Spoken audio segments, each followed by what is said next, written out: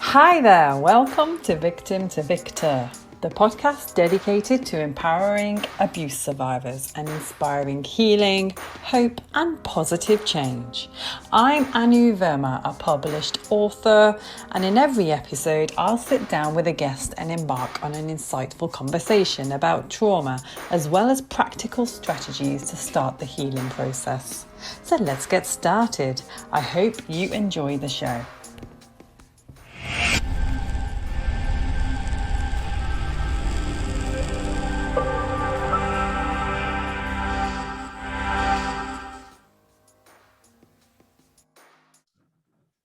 And here is lovely Leanne Barefoot, medium, all the way from Brisbane, Australia.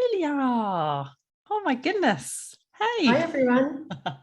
I'm saying, oh my goodness, because of the time difference between myself and you. My day's just beginning, yours is just ending. It is indeed. Oh, but thank you so much for joining me today. And I know we've been trying to connect for quite some time, and I'm so glad that we have. Because I'm looking forward to finding out about yourself and what the Barefoot Medium is, and what it is that led you on this amazing journey of spirituality that you're on. Sure. So I guess what you call me is a natural medium. I came into the world connected to spirit. I would see, hear, feel, and know that spirit people were around me, loved ones who passed over, and would be really quite sensitive to the energies of other people, loved ones around me as well. So I would often pick up on how people were feeling and their physical pains, illnesses, or things that might have been going on within their world, for those that were living and for those that had passed, how they'd passed over, and information that they wanted to pass on to their loved ones. So I came into the world as a sensitive soul, into a family that has no idea about spirit. So I got thrown smack bang in the middle of a family who I would say, there's people in my room, I can't sleep. No, there's not, go back to bed. And I'd often sleep with the sheets up to try and protect myself, or because I did see them, I did feel them, I did know they were there. Yeah. And it wasn't really until I was older and further along in my journey that I really understood what that meant, and how to work with and communicate with those that had passed over, and that was really a part of what I'm here to do, and my purpose and my path is to reconnect those with people who've passed over. Wow. And you're also a twin flame connector, right? And is that when you, wow, okay, so obviously to us a twin flame is, your partner who you are meant to be with in the whole of the universe. I think there's a lot of information out there about twin flames, and some of which is not quite accurate. As someone who has been in relationships, both healthy and unhealthy, toxic and beautiful and amazing, I have had my fair share of soulmate relationships and karmic relationships, which are there to help us clear and heal and let go of patterns and things from our past, whether it's past for ourselves or things that we've learnt along the way.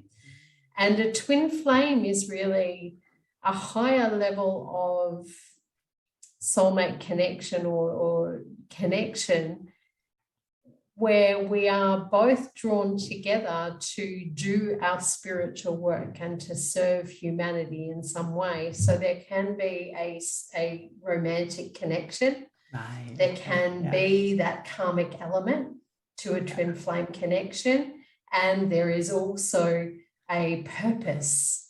You are meant to do work together. You are meant to uplift humanity. You are meant to come in and create change and transformation that will serve a lot of others. And so twin flame relationships are often idealized, yet they can be incredibly traumatic, and that's a word that I will use given the topic of your podcast show. Yeah, absolutely. And can put people into victim mode. Wow. As well, because they're often searching for that one person that's going to change and fix everything. Yeah, I know, right? And the thing is as well, it's, the media, you see it in magazines, how to find the partner for you. And it's just so instilled into us that, oh my God, I need to find the one, I need to find my soulmate, my twin flame. So much pressure, right? There is. Yeah. And really my role as a twin flame connector is to help whoever comes to me for that support to clear, heal, shift and transform whatever it is within them that's blocking their ability to manifest, create or stay in a healthy, loving relationship. Oh, wow. So that's really what my role is with that. Okay. And it's interesting that you said about, yourself being in toxic relationships. And I know that, a lot of my listeners have probably been in toxic relationships or they might currently be in one. So what was it with yourself? Like, was it your intuition that helped to guide you away from these people? Oh gosh, I think so. In amongst it, it was certainly what I would say to people. It was a path I had to walk in order to learn and grow for my own soul and to get my own awareness and to be able to step into the work that I do now with women and men. Yeah. I guess when I learned a lot more about who I was and what I needed, and I think that's really key. We often don't know what we need because we're told if we ask ourselves that or put ourselves first that it's selfish. Yeah. And so, for me, it was the part that I played in those toxic relationships, because we can't have toxic relationships without two parties playing a part. True. Yeah. It's true, actually. Yeah, we don't see it like that, do we? Yeah. And so, while my previous partners, one of which I'm thinking of in particular, was very emotionally, mentally unavailable and had some abuse in his history. And so there was a whole world of stuff there for him to heal and move through that he just didn't know how to unpack, and that led to a lot of toxic, unhealthy patterns of behavior. And I was the rescuer. I was going to fix and heal and give and give and give and give and chase, and he just wasn't available, and I was. And I was being overly available. So, I had to really look at my own toxic patterns within that and going, how am I being the rescuer? Yeah, absolutely. Because you obviously had a need which wasn't being fulfilled. So it's just making you a lot more desperate to have that need fulfilled. And then that's it. Yeah. So what was the learning behind that? What did you figure out in the end? Well, I figured out what I needed, and what was frustrating me within that relationship was what my soul was asking me for, and it was to listen to me and to know that it was okay, that part of me feeling loved and supported and held by a partner is to have someone that's willing to sit there and listen. And to hear me and to allow me the space to express emotions. I'm an empath. I'm a medium. I'm sensitive. I cannot be within this world without expressing emotion. And that was one thing that with an emotionally unavailable man, he just ran. And so for me, I learned that I needed to express. And if I didn't express, I wasn't healthy within me. And so, my now partner, my beautiful, amazing partner now, holds that space beautifully, knows that if I'm upset or sad or frustrated, it's okay. It's just an emotion for me to move through, and that I've got it and that I can do it. And if I need support, I'll ask him for it. Really? Oh, wow. And I think that again, that's a common problem where, people, women, men even, I think men are worse at it than women, in fact, just not able to express their emotions or, tell people how they feel. And it's just about having to communicate. And I know a lot of people lack that ability down to their own issues of maybe insecurity or, not feeling confident or worthy enough. So it can get quite deep, really, can't it, when you think about it? It can. And I think, you've mentioned a really key thing is communication, because, while we're taught to communicate as children, as we grow, we're often not taught in our everyday lives to communicate in healthy, loving relationships. And that it's okay to give voice to or speak up about something that feels good for you or something that doesn't. And the one thing that I learned along my journey was, what do I need and how do I need to receive and give love in order for me to feel healthy and well and clear and centered and grounded and all of those things, was also about boundaries. Boundaries of self-love that say, you know what, I'm not comfortable with this. I'm not okay with this. This doesn't feel right for me. And it kind of brings me back to that intuition point that you mentioned with boundaries. It's all about listening to your gut and listening to your inner knowing and your, those little subtle cues that go, it doesn't quite sound right, feel right, or look right to me. If it feels off, it is off. Energy doesn't lie. And what I learned was, what I did was I had that intuition, I had that knowing that something was off, and I would overstep it. And I would ignore it. Because I want, and you mentioned desperation, I wanted that relationship and that person to be in my world so much that I developed that codependence pattern that sits there as well. And I just kept overstepping my own needs and pushing them away and my own boundaries in order to keep him happy. Didn't work so well. No, not at all, because at the end of the day, you'll be miserable, he'll be miserable. And I guess when it comes to situations like that, the best way is to just separate, right? Distance. And the good thing is my partner now, we've got this beautiful open communication where we can both say, hey, I don't feel comfortable with that, or that's not okay for me. And it's not taken personally. It's just here's what it is for me.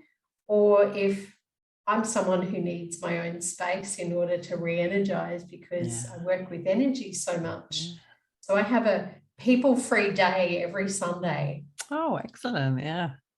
And he has something similar. So if he's got stuff going on that he needs to work through, he'll often say to me, I'm having a people-free day. And I'll go, okay, see you tomorrow. Talk to you tomorrow. Oh, I love that. And it's okay to do that. And I think we, for a lot of women in particular, if their partner, if their man, and I'm talking men in that context, says that they need space, they automatically go into insecurity and what did I do wrong and what. And so if it brings that up for you, that's yours to work through. That's yours to heal. And if you're confident within you and within your connection with your partner, you'll be able to allow them the freedom to do what they need so that they can gift you the freedom in return. Totally. And that takes a lot of courage and a lot of power. God. And again, I can totally relate to those feelings of insecurity, because you just think it's you think it's because, he doesn't like me, and it's like, no, he just needs his space. Give him some space, let him breathe. And I think that's, a really good point. Let him breathe. And I think often, and I'm saying this, it's not all women, but often many women, we have this biological need that often drives our desires for a partner to come in and help us create family, for example. And so that often puts a time limit or a pressure on finding that person, and it's like a search, and rather than a sitting back and a surrendering and a having fun and playing and being all of who you are and letting that come to you. There's a real difference with that, because we attract and manifest in a partner for us when we're in a space of joy and love and happiness. Yes, that is so true. And I know a lot of us who have had childhood trauma, it's not obviously that story, and it can take a while to actually heal, to actually get to that place of joy and fulfillment. Do you find that a lot of, toxic relationships that develop, the neediness that develops, do you think a lot of that does stem from childhood trauma? Yeah, absolutely. Often comes back to those abandonment and betrayal wounds, doesn't it? It does, in whatever way, shape or form that comes up, whether it's, I have a friend and a client who's moving through this at the moment with a separation, and her 10-year-old daughter, her ex-husband is not making the time for her 10-year-old daughter. So the 10-year-old is now working through those patterns of, he doesn't want me, he doesn't, so it's all that worthiness and abandonment, and he left and he did so there's anger and hurt and pain and sadness and grief and loss that comes up with that.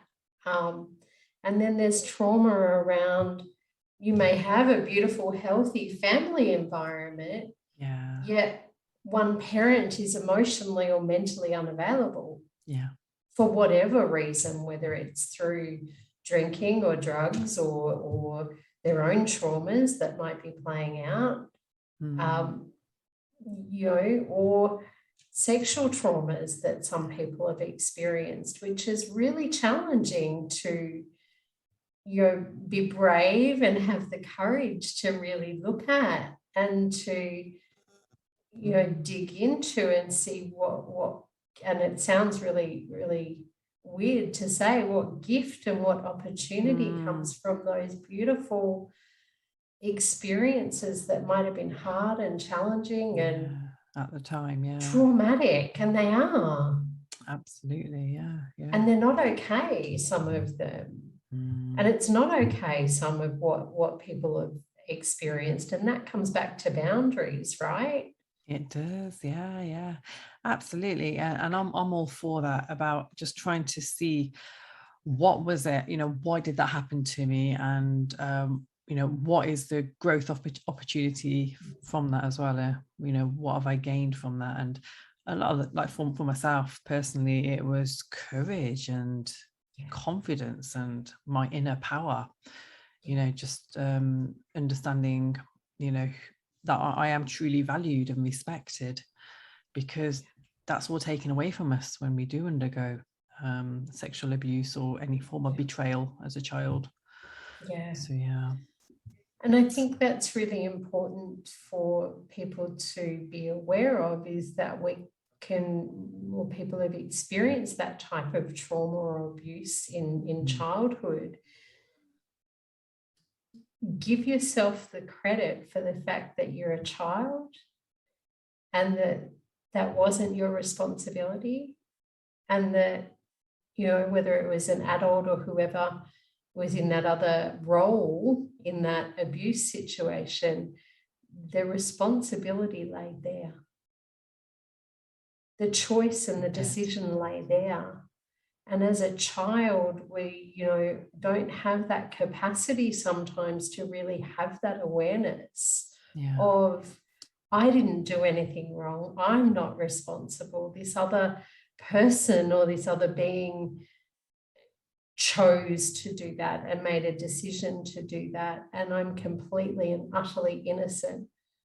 And you can really claim back from an energetic perspective that sense of innocence at any point in time, because it's there just to kind of reach up and go, you know what, I can have this switch of mindset. I can switch my thoughts to, you know what, no, I'm going to give all of that back and put it exactly where it needs to be, and put that responsibility exactly where it needs to be, and have the courage to choose. Have the courage to choose for yourself as an adult, if that's where you're at the moment, to know that you're safe, that you're innocent, that you're supported, that you're loved, that you're worthy just exactly as you are. Oh, I love that. I love that. And I was going to say, like, in your work, and then, you know, the name that you have for your organization, the Barefoot Medium, the barefoot hasn't come by chance, has it? Yeah, it'd be great for you to give us, you know, the kind of reasoning behind barefoot, because from what I've read, it sounds quite astonishing. Yeah. So it came up quite some time ago, and I did quite a lot of work with large groups of people and connecting people with loved ones who'd passed over.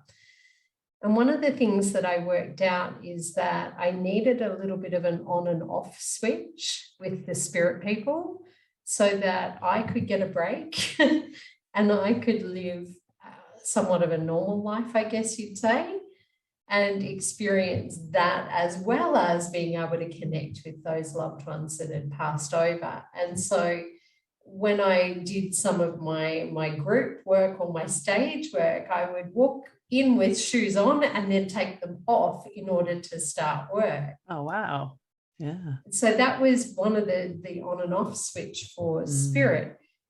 It's also a part of, you know, I've learned very early on in my life to have a very strong connection with the earth and the land. And I love learning about different cultures and the Indigenous cultures as well. You know, and I've worked with the Indigenous in South America in particular, in Colombia, and learnt all about their beliefs around our feet being designed to press against the earth. They're our connection to everything that is. Yeah. To Pachamama, to earth, to mother. Yeah. Our feet allow us to be present in the moment and feel the energy shifts and the transformations and what's coming, what's about to manifest and be birthed. Yeah. And so our feet allow us to feel that through our connection with the earth, if we're attuned to it. Okay. So I do all my work barefoot and really, you know, feel that energy of the earth and the shifts and the changes that are coming up as well. Yeah. Yeah, because so that's how Barefoot Medium got birthed into the world. Fantastic. I've never met a medium who does their work barefoot. I think that's such a fantastic explanation behind it. And so many of us, you know, we feel so good and grounded when we just go out onto the fields and take our socks and shoes off and just connect to the earth. So it does, there's something so healing in that. It is. And you know, when you connect to the spirit world and to those that have passed over, or those higher energies, you have to be really grounded and present so that you can hear, see, feel, and recognize those messages that are coming through. And if we're not, and we're all over the place, we'll miss those messages and those energies, and, you know, kind of be off with the fairies, like that saying is, right? So true. And I guess that was me all over until I actually learned to be grounded and to be settled. Because I guess when you're off with the fairies, a lot of the times it's because you're not present and you might be trying to running away from something. And that's a really good point, because people who have experienced trauma or abuse at some point in their life, often to cope and to feel safe from an energetic perspective, it's almost like the soul leaves the body. so that you don't physically, mentally, emotionally experience that. And so sometimes, and I'm going to use the word victims, but that's not the word that I see it as. Those who've experienced abuse or trauma often leave their body and they're not grounded, because if they ground, they need to feel it. Yes. So true. And so that's the escape. And so often with clients that I've worked with that have experienced trauma and abuse in their past, it's about actually getting them to come back into their body enough to be able to actually feel their body, and to actually know what their emotions are often. Okay. And to know how their body feels and what feels good for them, what feels not so good for them, what they need. And so it's about reconnecting and grounding them. Absolutely. Yeah, absolutely. Because you're also a coach as well, aren't you? Transformational coach. So do you do a lot of healing in that as well? Yeah. Okay. Yeah, so that's where I bring in a lot of the work that I work with spirit to do the coaching work. Okay. And I bring in a lot of the tools and techniques that I've learned from the Indigenous peoples. Nice. Oh, wow. Okay. Yeah. Yeah. And so what like from your experience so far, what is it that normally has to shift in order to go from, you know, being traumatized to actually go to triumph? Usually, so I work with a lot of people around emotions. And Okay. so the biggest emotion I would say is anger. Wow. Okay. So is that anger for the other person or anger with themselves? Both. So it will often start as blame or frustration or sadness or hurt or just going around in circles. So it may start and be recognized as one thing. However, underneath it is really just anger. Why did this happen to me? Why was it me? Why not someone else? Why did I have to experience this? Now it's affected all of my life and I can't get rid of it, and I can't do this and I can't do that. There's a whole victim story that plays out underneath it. And so it's often about allowing the space for people to share their story and to be heard, and to really listen for what those beliefs and emotions are underneath it that need shifting and clearing. And it's often anger or blame or shame. I was going to say shame and guilt are quite, you know, up there when it comes to people trying to recover because they just feel guilty for whatever's happened, and so shameful as well. Yeah, And, I think shame's a really big one. And shame, I often, you know, Bren Brown is amazing around shame. I love her work, and she talks about making, you know, we often re-traumatize ourselves when we share our story with people who cannot hold our shame.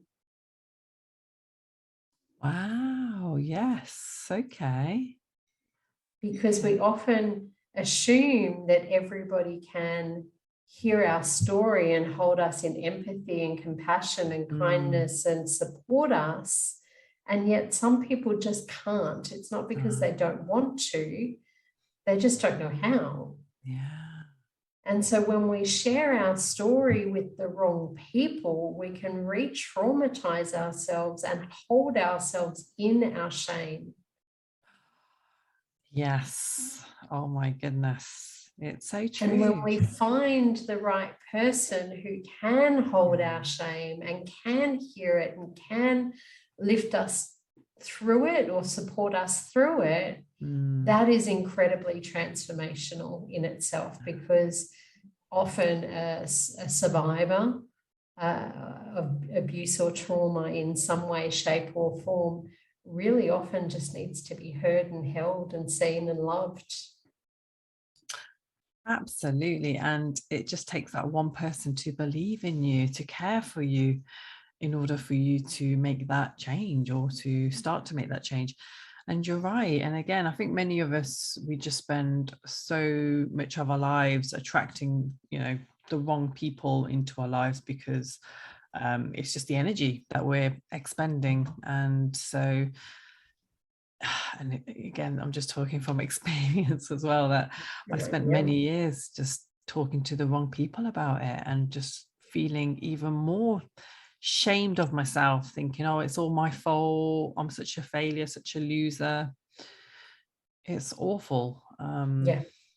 And I think that's really important for people to be aware of, is that if you feel wrong or disempowered, or like your story is not heard or not seen, or whatever that might be, it's really important for you to step back and really ask yourself, am I surrounding myself with the right people who can support me and uplift me and build my confidence and help me grow and learn and be whoever it is that I want to be in this world? Because if you're surrounding yourself by people who want to keep you where you are, then you're going to stay exactly where you are, because it serves them and it's good and right for them. It may not be good and right for you. Yes. And so obviously once, a lot of the time it takes like someone to go to a therapist or a healer, even it's just that one person who is qualified enough to hear you out and to help you through. So what happens then? So you mentioned about, that you'll go into the emotions and you'll get rid of the anger and, all these horrible feelings that have been traumatizing a person even more. So what's the next step then in order for them to achieve, enlightenment, fulfillment, find their purpose and passion? Yeah. Well, I think that in amongst that process of acknowledging their story and really feeling the emotions that are there, because we can't heal if we don't feel. And I think that's where a lot of people get stuck. They don't want to feel anger because we've been told, for example, anger's wrong, whereas it's actually just an emotion that we can move through our body. And when we learn to move it through our body, through our breath, we can transform and feel lighter. And then we can step into, okay, that was my story. That was my experience. That's okay. Great. I wonder what was right about that. What was good about that? What was the opportunity or gift in that experience for me? What did I learn from it? And then stepping into, and what now?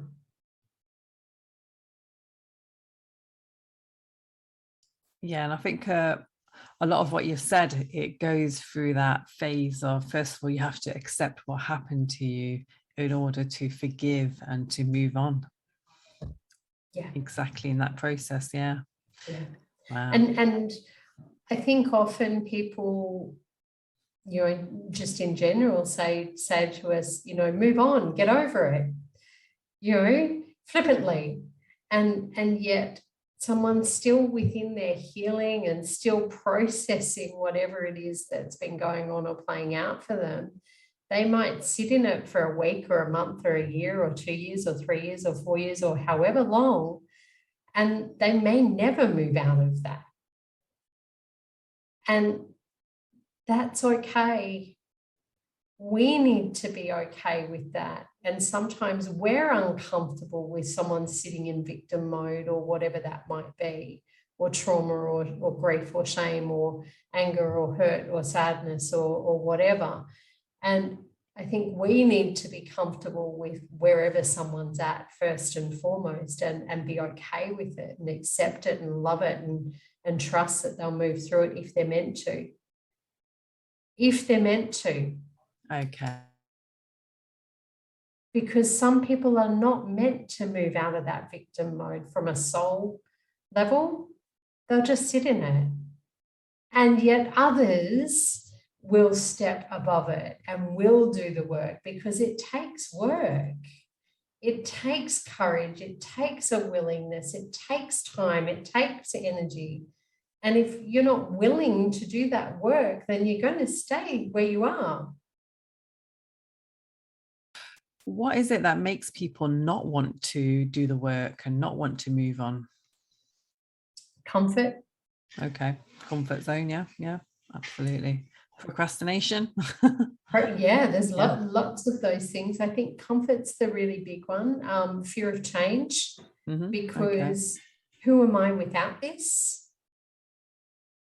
You know, I think there are a lot of people who own the abuse. I am the abuse, or I am the trauma, or I am the thing that happened to me.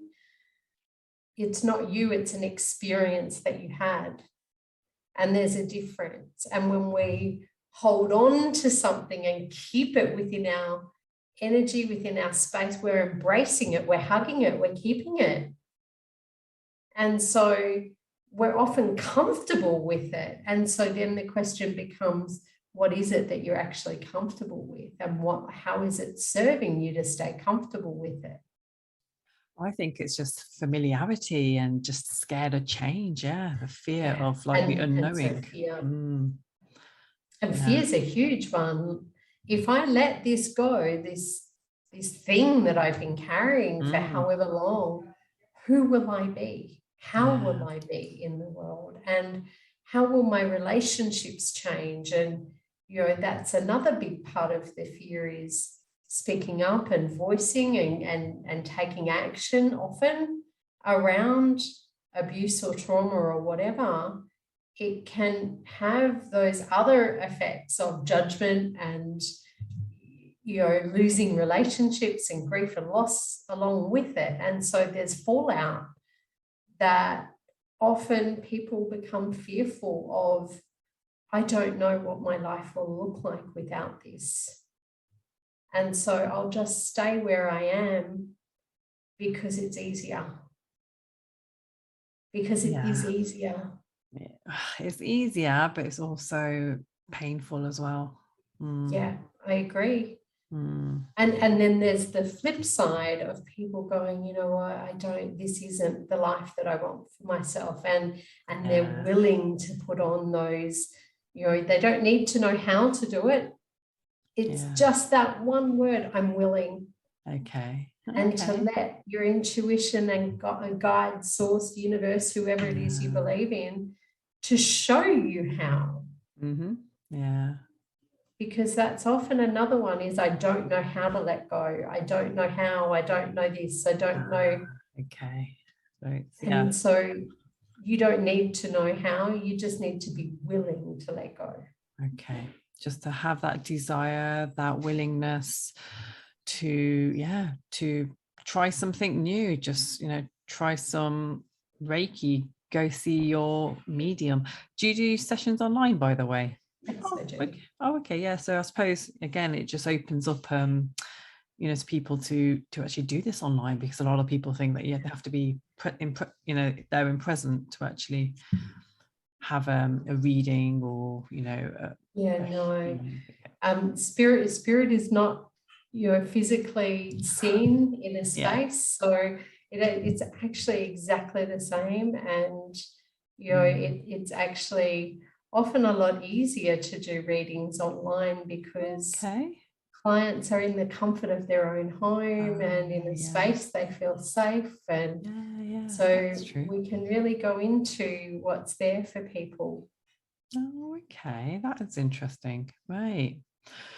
So it's all about just, you know, having that urgency or that desire to want to change, and then we can all change, because it's like a flip in your brain that, you know, it will just switch, and then suddenly, instead of being in that fixed mindset zone, you'll then want to grow, and, you know, you then want to flourish, and, like, this is your words, finding the light within. I love that.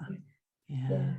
Because we are, you know, we are all light. And I think when you undergo some trauma, you know, some negative experiences that we might undergo as well, sometimes that light dimmers, and it's about just finding that light again. Yeah. Yeah. And I think the important thing to remember is the darkness cannot exist without the light, and the light cannot exist without the darkness. So neither is good nor bad, they just are. And sometimes we take a dip into that darkness or that fear or that negative, and then we come back out. So sometimes it's a little bit of a roller coaster. And, you know, we have some slips and we have some slides and we have some fun along the way. So I often say to people, it's a journey. It's an adventure.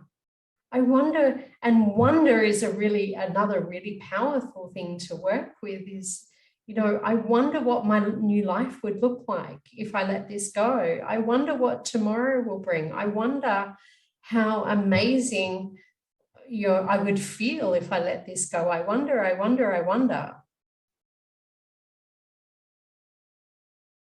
Okay. Wow, that's been a real enlightening discussion. I've really enjoyed that. Thank you. Thank you. Yeah, please do let us know about yourself. Obviously, you carry your sessions online, which is fantastic. And I suppose, you know, when you do your Barefoot Medium stuff, then you're obviously barefoot, aren't you, at home? And then, Yeah. Oh, wow. Yeah. That's fantastic. Just want to know. I came into the world without shoes. I'll go out without them. Have you got your shoes off now, by the way? Oh, are they? Yeah. Oh, okay. So you are connecting with spirit now then? Yeah. Yeah, I do all my work that way. Yeah. Oh, Yeah. have there been any messages come through whilst we've been so everything that I'm bringing through is what Spirit's guiding me to share. So you know, when I connect in with a podcast or a show or I'll connect in with what your listeners might need to hear and what insights need to be shared. So okay, so you're guided anyway. Okay, yeah, that's brilliant. Yeah. Oh, wow. And so how can my listeners find you if they have any questions or would like to work with you? Sure. They can find me on my website, thebarefootmedium.com.au, or through Facebook and Instagram and all of those social media places, Leanne The Barefoot Medium or The Barefoot Medium. Perfect, brilliant. And I will be adding the links onto this talk so that you can contact Leanne if you have any questions about this episode and about the work that she does. Fantastic work that she does. And remember, you know, if you want to change, then it's all down to you, my friends. Yeah. Wow. Just want to know as well, from your own experiences so far, Leanne, what's been your biggest learning so far? Oh, goodness, there's been a lot. My biggest learning so far is to be me, and the right people will love me and accept me exactly as I am. Those who don't are not my people. They're not your tribe. That's okay. Toodaloo. Yeah. And that's totally okay. And so it's been about learning to just be and enjoy and follow my joy. Fantastic. Oh, I love that. Oh, thank you. Yes. And I can see that you are following your joy. I can just feel the energy. Oh, thank you. Your abundant ray of light. Oh, thank you. Oh, keep shining it, girl. You're doing fantastic. Thank you so much. Oh, thank you.